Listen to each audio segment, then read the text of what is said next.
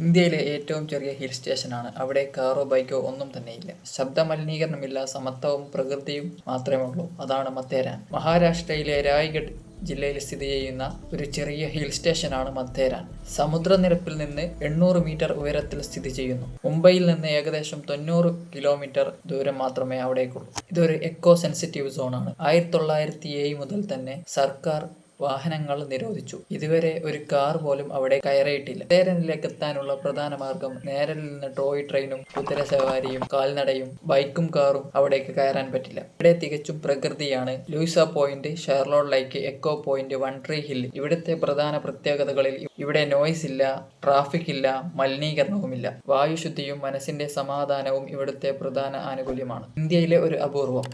Video ഇഷ്ടമായാൽ like ചെയ്യൂ. ഇതുപോലത്തെ ഇൻട്രസ്റ്റിംഗ് വീഡിയോകൾക്കായി ചാനൽ സബ്സ്ക്രൈബ് ചെയ്യൂ.